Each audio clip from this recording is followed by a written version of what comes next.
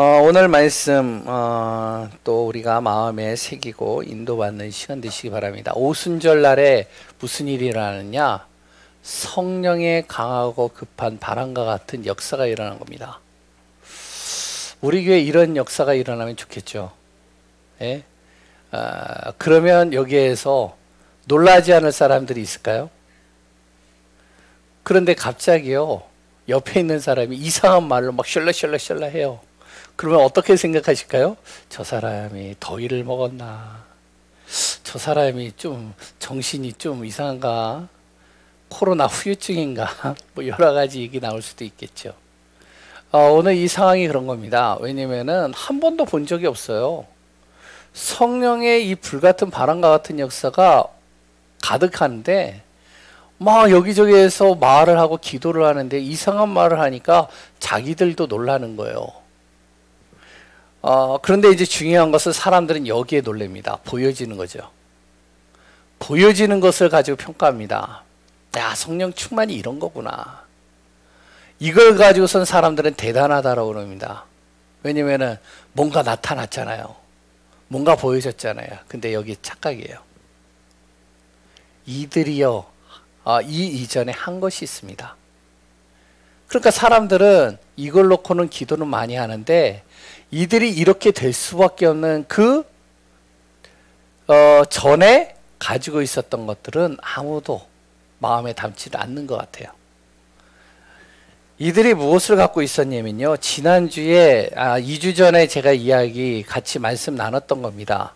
개인에게 있어서는요, 이들이 항상 구원에 대한 비밀들을 놓치지 않았습니다. 확신이죠. 내가 구원받았다는 사실이에요. 그리스도 예수로 내가 구원받은 겁니다. 그러면 절대 망할 수가 없어요. 절대 무너질 수 없습니다. 서로 내가 잘못된 판단, 잘못된 결정을 했다 할지라도 그것을 돌이키시는 것이 내 안에 주인 되신 그리스도입니다. 그러니까 문제가 왔다, 어려움이 왔다, 어디에 섰다? 믿음 앞에 서는 겁니다. 이들은요. 다른 거 없어요. 믿음으로 딱 서버리는 거예요. 믿음으로 섰다는 것은 무엇이면 내 행위를 가지고 섰다는 게 아닙니다. 내 안에 하나님이 함께 하시고 있다. 그러기 때문에 지금 문제, 이걸로 인해서 난 낙심할 이유도 없고 절망할 이유도 없고 이걸로 인해서 내가 흔들릴 이유도 없다. 이들의 목적은요, 항상 어디냐? 전도에다 뒀습니다. 이게 선행이 되어져 있었던 거예요. 이들은 사도행전 2장의 그 역사, 하나님 우리에게 일으켜 주옵소서, 우리도 성령의 강한 것 급한 바람 일어나게 해주옵소서, 성령 충만케 해주옵소서 기도해야죠. 그런데 중요한 것은 내 상태가 이런 상태가 아니다. 하나님이 아무리 기도해도요 줄 수가 없는 거예요. 이들은 무엇을 알고 있었냐면요, 흐름을 제대로 알고 있었습니다.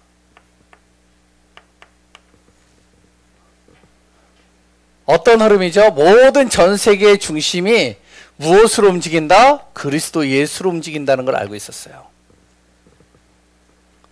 중심축이 그리스도 예수죠. 이거를 이들은 항상 놓치지 않고 있었습니다. 그럼 방향키가 어디에 있느냐? 하나님이 정말로 역사하는 방향이 어디였냐? 하나님이 기적을 일으킨 곳이 어디였냐? 하나님의 능력이 일어났던 것이 어디냐? 하나님께서 정말로 오병이어 기적뿐만 아니라 창세기부터 계시록까지 엘리야서부터 많은 여러 가지 믿음의 사람들을 통해서 역사하고 뭔가 중요한 일들을 일으켰던 것이 언제이냐? 다니엘 세 친구들은요, 이 비밀을 알고 있었기 때문에 끓는 불가마 속에도 들어갈 수 있었던 거예요. 근데 이들이 이 비밀을 알고 있으니까 내 자신은 설령 죽음을 가지고 들어갔는데 하나님이 거기서 살리시는 겁니다. 그게 뭐죠? 바로 세계복음화입니다. 하나님이 이걸 가지고 움직이시는구나. 그래서 이스라엘 백성들이 노예로, 포로로, 속국으로 끌려가게 하신 이유, 하도 세계복음화에 마음을 안 담고 있으니까 하나님이 흐트리시는 거예요. 그래서 신학적인 용어로 그런 얘기 하거든요. 디아스포라라고요. 하나님이 흩으셨다.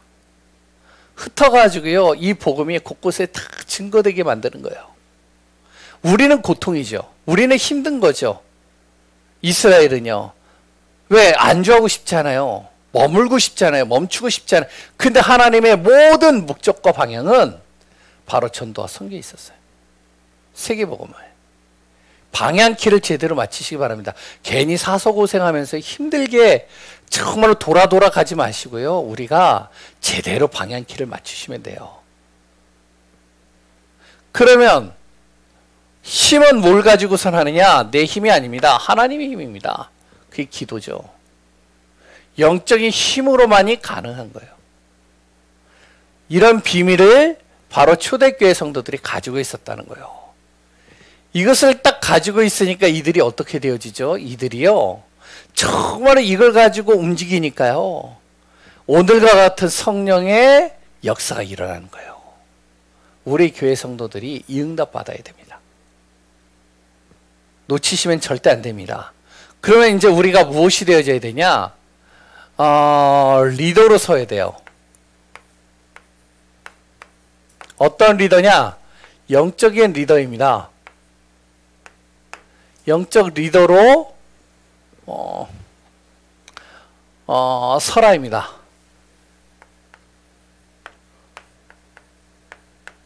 누가요? 바로 내 자신이. 사도행전 2장 1절에서 4절로만 우리가 보겠습니다. 원래는 47절까지 다 읽으면 좋겠지만 4절까지만 우리가 좀 보겠습니다. 그러면 우리가 좀 살펴볼 게 있습니다. 영적인 리더가 되려면요, 우리가 모델이 있어야 되잖아요. 그냥 되는 게 아니잖아요. 그 모델이 어떠한 모델이냐면은 초대교회입니다. 초대교회 성도들, 그래 또한 이 교회를 통해서 우리가 모델로 삼아야 됩니다. 이들은요, 초대교회 성도들은요 항상 응답의 자리에 있었어요. 그런데 이들의 특징을 잠깐 보면 참 재미난 게 있습니다. 초대교회의 특징을 세 가지로 이렇게 보면요, 첫 번째, 세상 기준으로 볼 때 이들은 어땠는지 아세요? 초대교회 성도들은요, 이 초대교회는 세상 기준으로 볼 때는요 어땠냐면 가난했어요. 가난했다는 거 뭐죠? 능력이 없다는 거죠. 능력이 없으니까 가난할 수밖에 없죠. 그리고 이들은요, 뭔가 뚜렷한 리더십을 가진 사람도 없었어요. 그러니까 안 되죠. 그러니까 세상으로 볼 때는 가치 없는 존재입니다. 이게 초대교회였어요. 시대적인 기준으로 한번 봐볼까요? 그 시대에 이 초대교회 성도들은요 어땠냐면, 안팎으로 유대인과 그리고 또한 로마인들에게 핍박을 항상 당했던 민족입니다. 이 사람들입니다. 초대교회가요. 항상 핍박당했어요. 그리고요, 이들은요, 핍박 정도가 아니라, 로마나 이런 나라들이요, 단절시켰습니다. 사회로부터 단절시켰어요. 할 수 있는 게 없다는 거예요. 자신이 할 수 있는 게 아무것도 없어요. 왜? 단절시켜버렸으니까요. 일단 초대교회 성도다? 일단은 사회적으로요, 모든 사람들이 받아주질 않는 거예요. 이들은요, 시대적으로 죽음의 위기를 항상 가지고 살았던 사람들입니다. 얼마나 힘들었겠어요? 우리 지금 코로나하고는 비교가 안 되죠. 세상적인 기준으로 볼 때는요, 세상적으로 볼 때는 가치 없게 보여지는 가난한 사람이요, 능력도 없죠, 리더십도 없어요. 시대적으로 볼 때는 유대인들, 그랬던 로마인들, 이들이요 동네 북이었습니다. 이들에게는. 왜냐면은 항상 무슨 일만 터지면 유대인들은 누구를 공격했냐? 바로 초대교회 성도들이었어. 그러니까 항상 핍박당하죠. 사회로부터 단절시켜버렸죠. 그 죽음의 위기를 항상 가지고 살았죠. 그러니까 이들은 모일 때마다 어떤 마음이었을까요? 불안한 가운데서 모였지만 서로가요. 항상 눈물을 안 흘릴 수가 없는 거예요. 왜? 너무 힘든 시간들을 보내고 일주일에 한 번씩, 며칠에 한 번씩 만나니까요. 부둥켜 안아서 울고요. 그래서 서로를 위해서 기도해 주고요. 위로해 줄 수밖에 없는 상황이었어요. 이게 초대교회의 특징이었습니다. 그런데 한 가지 더 보면 영적인 것으로 볼 때는요. 이제 이게 중요하다는 말이에요. 이게. 영적인 것으로 봤을 때는요. 이들은 충만했습니다.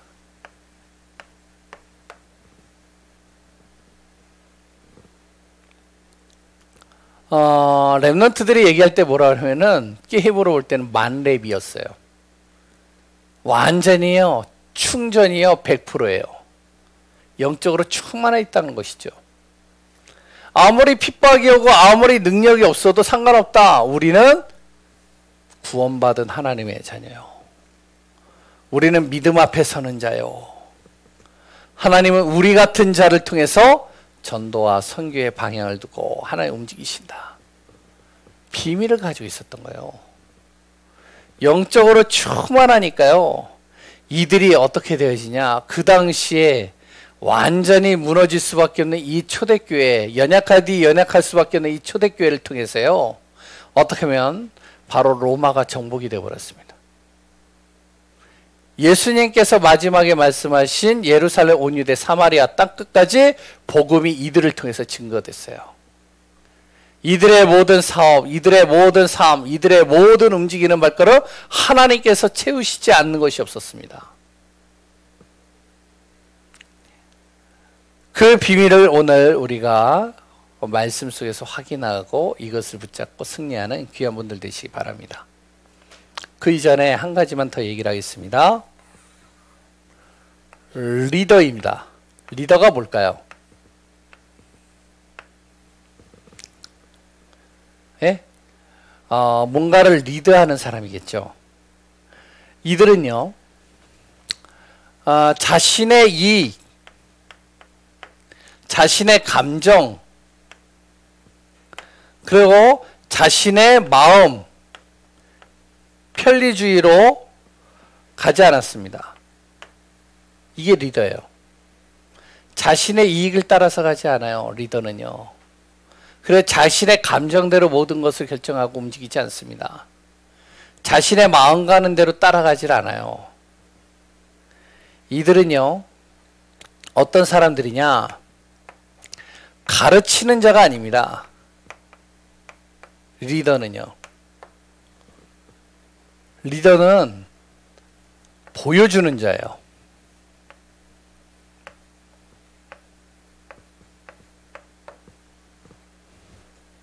보여주는 거죠. 하나님께서 나를 통해서 어떻게 하시는지를 보여주는 겁니다. 그 대표적인 사람들 몇 사람만 예를 들면 요셉이 그랬죠. 요셉이요. 노예로 끌려가고 감옥에 가고 정말로 여러 가지 파란만장한 인생을 사는데도 이 요셉을 통해서요. 보디발 장군이 본 거예요. 무엇을 봤죠? 요셉과 함께하는 하나님을 보는 거예요.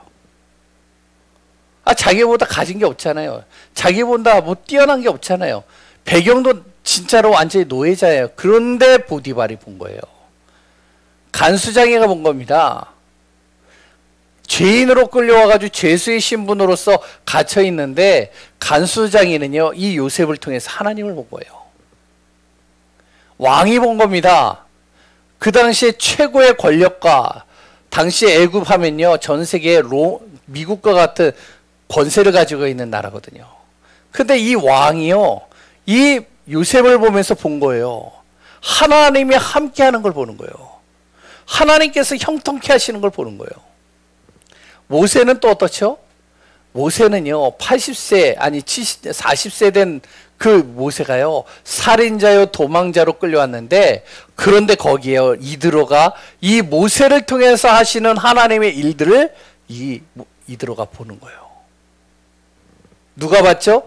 여호수아와 갈렙이 80세 된 노인 모세를 통해서 하나님이 보이는 거예요. 하나님의 역사가 모세를 통해서 일어나는 것들을 보는 거죠. 이스라엘 민족들이요, 그 모세를 통해서 하나님이 움직이시는 것을 보고 따라가잖아요. 다윗은 어떻죠? 목동 다윗, 어린 다윗. 그런데 이 다윗을 통해 하나님께서 이 다윗을 쓰시고자 하는 것을 사무엘이 봤잖아요. 부모이지만 이새가 그걸 본 겁니다. 야, 내 아들이 단순한 아들이 아니구나. 누가 봤죠? 블레셋이 본 거예요. 바로 이 다윗이라는 이 존재가요, 도저히 자기들이 이길 수 없는 존재예요. 왜? 다윗 뒤에 누가 있느냐? 만군의 여호와 하나님이 있다는 걸 아니까요. 가르친 게 아닙니다. 리더는요, 보여주는 거예요. 보여주니까 그들이요, 그걸 보고선 따라올 수밖에 없는 겁니다. 바울도 마찬가지죠. 당시에 바울이라는 사람은요, 사도들에게는요, 정말 어떡하냐, 대적자입니다. 왜? 바로 예수 믿는 사람들 잡아다 가두고 핍박하고 완전히 죽이는 그 앞장선 청년이니까요. 그런데 사도들이요, 이 바울을 통해서 하시는 하나님의 일들을 보기 시작하는 거예요. 바나바라는 그 당시에 사도행전 2장에 보면은 나오죠. 자기의 전 재산을 하나님 앞에 그리스도 예수의 이 복음을 위해 드릴 수 있을 정도로 모든 것을 올인했던 이 바나바가 바로 바울을 통해서 본 겁니다. 세계복음화의 문이 어떻게 열려지는지를. 중직자들이 본 거죠. 그래서 로마서 16장의 인물들이 따라갈 수밖에 없는 거예요. 우리 성도님들이요, 잘 하시기 바랍니다. 하나님은 나를 구원받은 자로만 세운 것이 아니라 우리 가정에, 가문에, 또한 내 현장에 리더로 서기를 원하셔요. 아멘이신가요? 아멘이셔야 돼요. 그럼 어떻게 해야 되냐? 자꾸 뭔가를 가르치려고 하기보다는 보여주면 돼요. 그리고요, 내 이익과 감정과 내 마음을 따라서 가기보다는 그 속에 역사하시는 하나님의 언약의 말씀을 붙잡고 가는 거예요. 그래서 우리는 무엇이 되냐? 그냥 리더가 아니라 영적 리더로 서는 겁니다.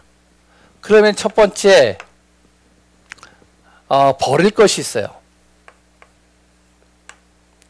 이건요, 버리면 버릴수록 좋습니다. 거기에 보면은 다 알고 있는 내용이죠. 창세기 3장, 6장, 11장. 이걸 좀 다른 각도로 좀 보겠습니다. 창세기 3장, 6장, 11장 하면요, 나, 우리 것이죠. 나 물질 성공이죠. 요거를 좀 다른 각도로 보면요, 뭐냐면은 불신앙 버리세요. 그 불신앙 때문에 하나님 떠나게 된 거예요. 두 번째 뭐죠? 비교의식입니다. 네피림 시대 때요, 자꾸 비교하는 거예요. 그래서 물질을 향해서 막 쫓아가잖아요. 불신앙 버리시고요. 그리고요, 비교의식 버리세요. 그리고요, 경쟁의식 버리시기 바랍니다. 이거 버리면 버릴수록 좋아요.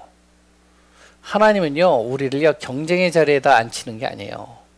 어디에 자리에 앉힌다고요? 노바디의 현장에다 앉힌다는 겁니다. 이걸 보셔야 돼요. 두 번째, 또 뭘 버려야 되느냐? 사도행전 13, 16, 19장 이거 버려야 됩니다. 뭐죠? 우속점술 우상이라고 우리는 항상 이렇게 듣죠. 이거를 좀 더 다른 각도로 제가 얘기를 할게요. 무속적인 것들 다 버리셔야 돼요. 뭔가 무속적인 게 있거든요. 무속인들이 하는 게 뭐죠? 바로 이대로만 따라하면 돼. 이것만 붙이면 돼. 뭔가 주문을. 그랬다 뭔가 뭔가 어떤 행위를 가지고 뭔가 나타내고 보여주잖아요. 우리 안에 보이지 않게요. 예수님을 믿는다라고 하는데 이게 있다니까요. 무속적인 것들이 있다니까요. 버리셔야 돼요. 굉장히 신비적인 능력 나타나면 막 따라가고요. 뭔가 대단한 능력을 행하는 사람들을 보면요. 막 이렇게 몰려가고요. 그리고요. 종교적인 거 버리셔야 됩니다. 이거 버리면 버릴수록 좋아요. 종교적인 색깔들이 있어요.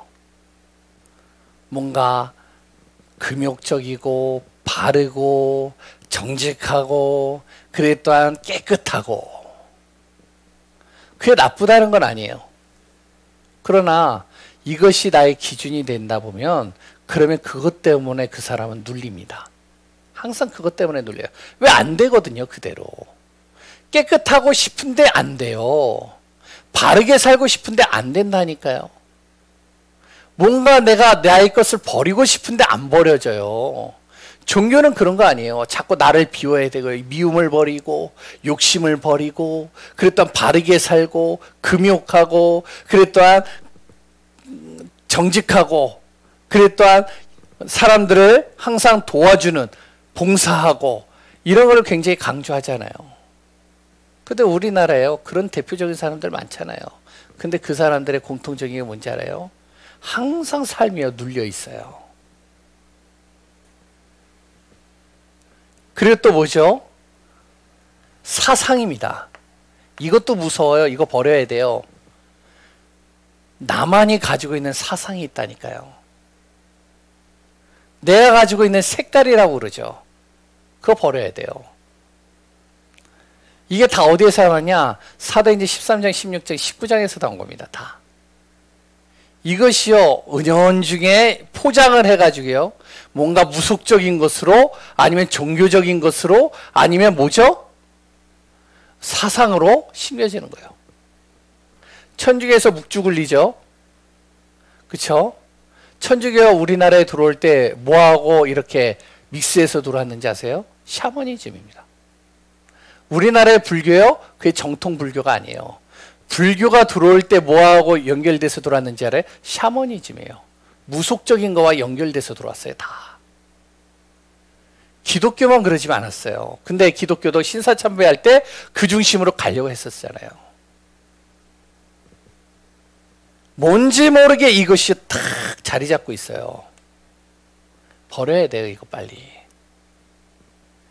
그리고요. 세 번째, 불신자 상태의 6가지입니다. 이거 버리셔야 돼요. 불신자 상태 6가지 하면은 우리가 잘 알고 있는 내용이잖아요. 바로 마귀의 자녀, 마귀에 소속되어져서 우상 숭배하면서, 그리고 또한 정신, 그리고 또 육신, 나의 삶 속에 계속 문제와 고통이 오는, 이 모든 것의 공통적인 것이 뭘로 연결되어져 있는지 아시죠? 바로 생각과 마음입니다.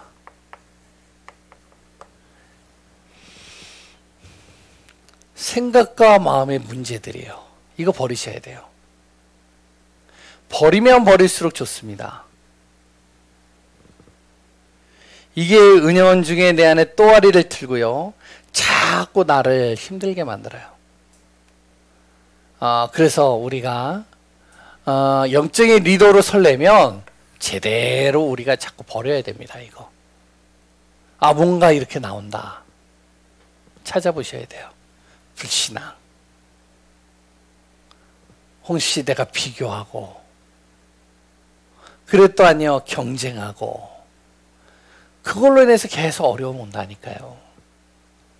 우리가 일을 할 때도 경쟁하잖아요. 선한 경쟁이라는데 그것도 선한 경쟁도 경쟁이에요. 뭔가 무속적이에요. 뭔가 종교적이에요. 뭔가 그 사상, 자기가 가지고 있는 색깔을 버리질 않아요. 이게 특히 어떤 결혼을 하면은 특히 이런 게 많더라고요. 자기의 색깔들이 있거든요. 그러니까 이 색깔을 가지고 아내를 끌고 가려고 그래요.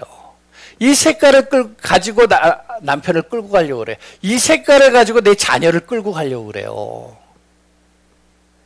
그게 죽이는 거예요. 그게 힘들어지는 거예요.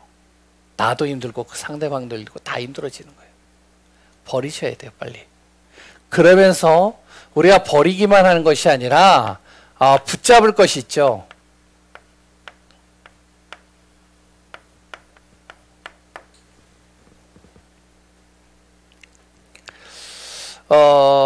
무엇을 붙잡을까요? 초대교회 성도들은요, 많이도 안 잡았어요. 딱 3가지 잡았어요.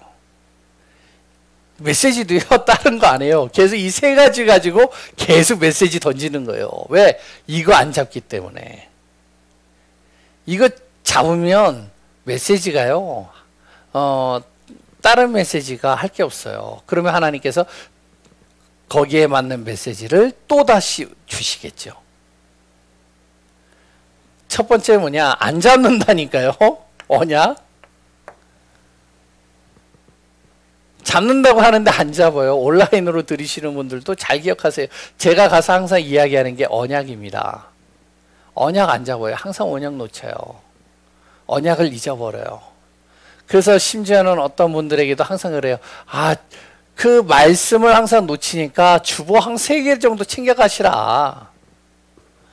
쓰기 힘드시다면, 뭐 쓰는 것이 정말로 잘 되시는 분들은 차라리 강단의 말씀, 그리고 또 언약 있잖아요. 복음. 예수 그리스도의 생명의 복음의 말씀들이 딱 해서 어떻게 하면 휴대폰에다가 저장시켜 놓는 거예요. 어떤 분 보니까 잘했더라고요. 이렇게 휴대폰만 딱 키면 이게 업데이트가 돼 있어요.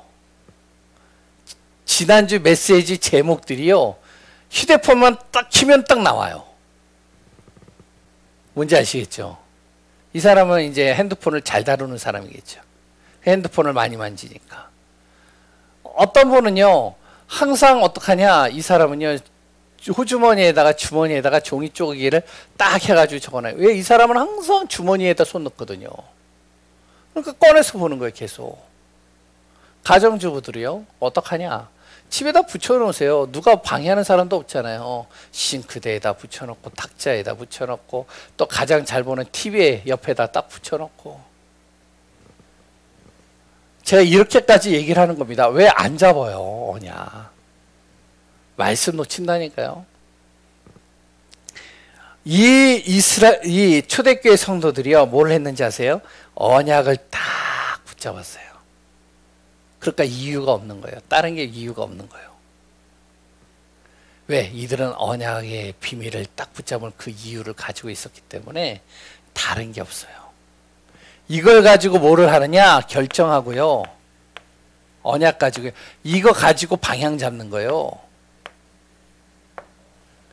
어떤 중요한 선택의 순간이 딱 있다? 그때마다 무엇을 하냐면은 언약의 말씀을 딱 생각하는 거예요. 과연 이번 주 말씀이 무엇이냐? 그래서 어떤 목사님이, 미국에 있는 어떤 목사님이 그랬다고 그러잖아요. 이렇게만 해도 응답받았다고 그러잖아요. 하나님이라면 어떻게 하셨을까? 억울한 일을 당했어요. 그때마다 어떡하냐? 하나님이라면 어떻게? 왜? 목사님들이 억울한 일 많이 당하거든요. 오해되어지는 일들, 억울한 일, 진짜로 열받는 일들 많거든요. 그때마다 어떡하냐? 하나님이라면 어떻게 하셨을까? 요것만 했는데도 바뀐대요. 이거는 언약 붙잡으라는 건 제가 얘기하는 게 아닙니다. 성경 내내 얘기를 하잖아요.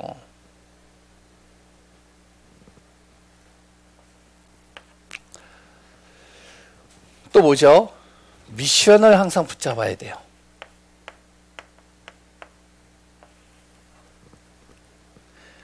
이거를 다시 한번 얘기를 하면요, 잘못된 각인, 뿌리, 체질입니다.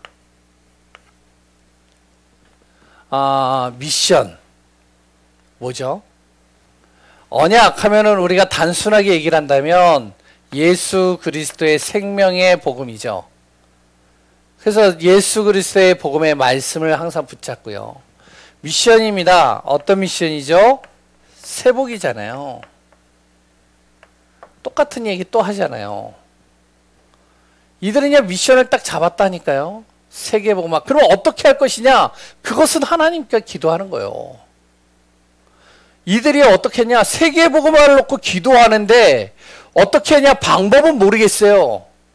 근데 분명히 하나님은 미션을 우리에게 주셨단 말이에요. 이 초대교회 성도들이 그랬다는 것이죠. 지금 자기들의 입장이 어떠냐? 세상적으로 볼 때는 가난하고 능력도 없고 리더십도 없는데, 그랬던 시대로 볼 때는 핍박당하고 단절당하고 죽음을 항상 위협 속에서 가지고 사는데, 근데 하나님은 우리에게 미션을 줬단 말이에요. 이 초대교회 성도들에게. 세계복음화요. 예루살렘과 온 유대와 사마리아 땅 끝까지 이르러 내 증인이 되리라. 미션을 딱 잡았는데 어떻게 해야 될지 모르겠는 거예요, 이거는. 근데 미션은 잡았어요. 잡고 어떻게 해야 될까요? 이들이요. 세 번째, 능력을 구하는 거죠. 그게 기도잖아요.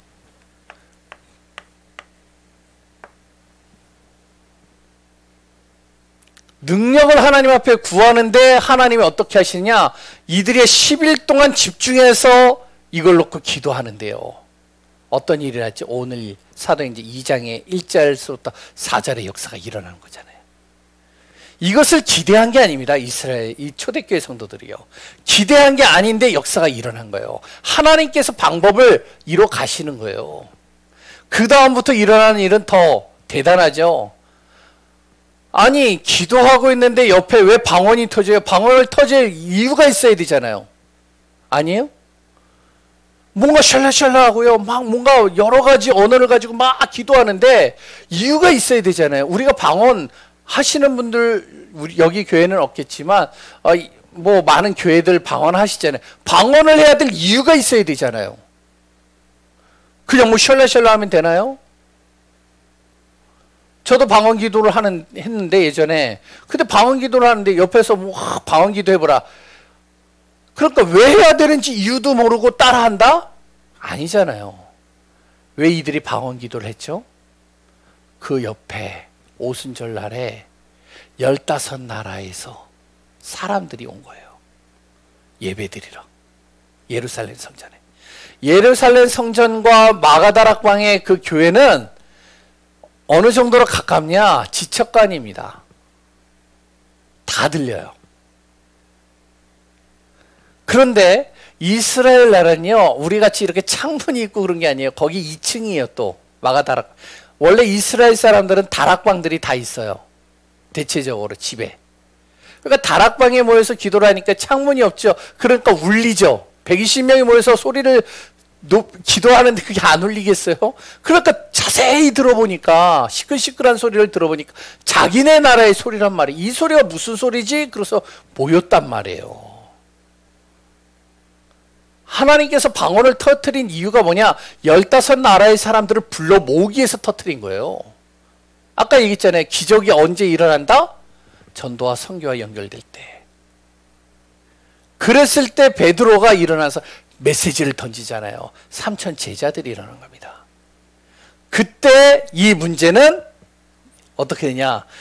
이들이 가지고 있었던 문제, 세상의 기준, 시대의 문제 다 해결돼 버렸어요. 15나라의 사람들이 와서요. 헌금을 하는데요. 이들이 모여서요. 제자가 되는데요. 이들이 모여서요. 정말로 이제 교회가 제대로 딱 서버리니까요. 모든 문제가요. 한순간에 다 사라져버려요. 우리가 꼭 붙잡아야 될 겁니다. 놓치지 마셔야 돼요. 그냥 이론이 아니라니까 잡으시란 말이에요. 딱. 그러면서 지금부터 세 번째, 결단할 것이 있습니다. 나를요 자꾸 복음화 시켜야 돼요. 복음과 복음화는 다릅니다. 복음은요 완전한 것인데요, 완전한 복음이 내 것이 돼야 돼요. 그래야지 복음화가 되는 거예요.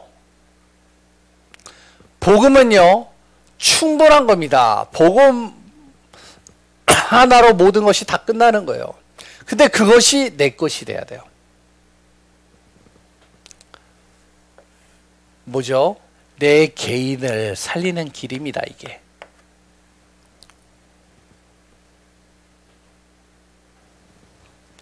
우리가요, 현장화가 되어야 됩니다. 뭐죠? 내가 가지고 있는 이 복음이 내 현장에서 보여져야 돼요. 리더들은요.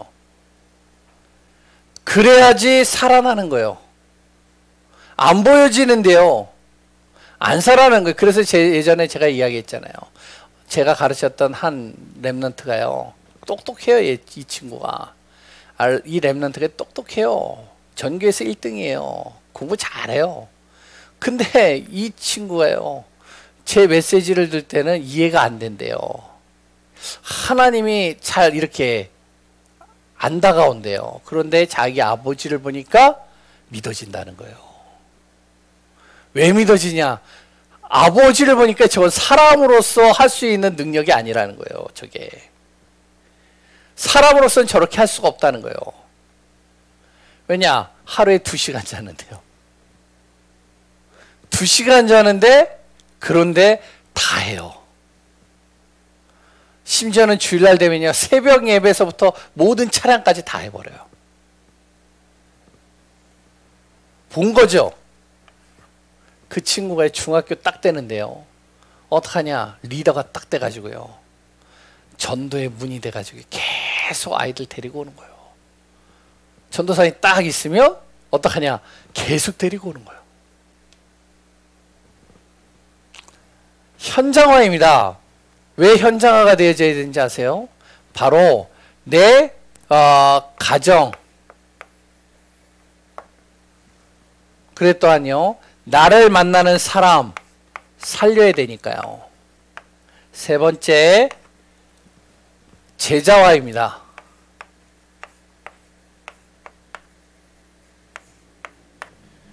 이 복음이, 영적인 이 비밀이 딱 무엇이 되냐? 제자가 돼야 돼요.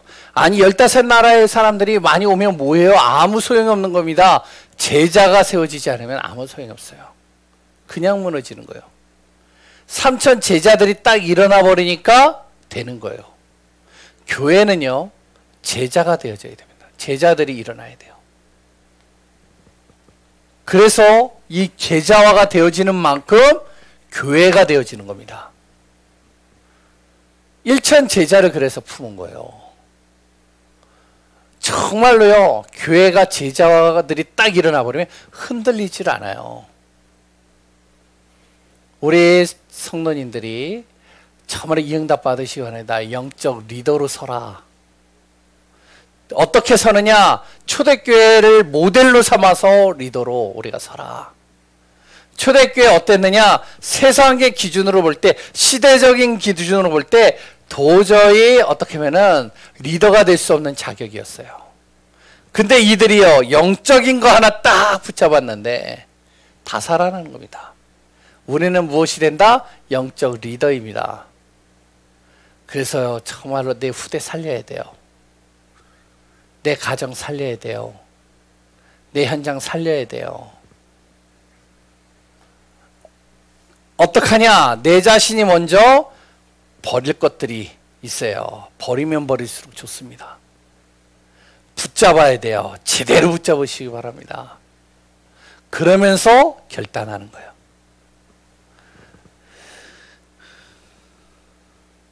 결론입니다. 지금도 현장에는요, 빈 곳이 많아요. 특히 코로나로 인해서요, 빈 곳이 너무 많아요. 복음이 들어갈 수 없는 빈 곳들이 너무 많아요. 특히 청소년 현장들은 복음이 들어갈 수 없는 빈 곳이에요. 살려야 되죠. 그걸 어떻게 살려야 되냐? 아까 얘기했던 대로 영적 리더로 서는 겁니다.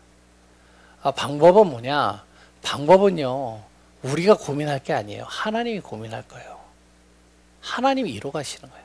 나는 뭐만 하면 된다? 언약 속에서 미션 딱 잡고 흔들리지 않으시면 돼요. 기도하겠습니다. 하나님 감사합니다. 하나님의 은혜와 뜻과 그 계획 속에서 승리하는 귀한 우리 예강교회 성도님들 되게 하여 주옵소서. 믿음 안에 서게 하시고 하나님의 능력 안에 서게 하여 주옵소서. 힘든 시간들을 우리가 보냅니다. 그러나 이것이 보여질 때는 힘들게 보여지지만, 그러나 이것을 통하여 하나님은 우리를 업그레이드 시키고 더욱더 우리를 견고하게 세우는 응답의 축복이 되어지게 하시고 하나님의 나라와 뜻을 이루는 비밀이 되게 하심을 믿습니다. 성령 안에서 승리하는 귀한 우리 예강교회 성도님들 되게 하여 주옵소서. 코로나로 인해서 비대면으로 예배를 드리지만 드리는 그 현장 속에서 하나님의 나라가, 하나님의 뜻이 이루어지기를 소원하며 살아계신 예수 그리스도 이름으로 기도합니다. 아멘.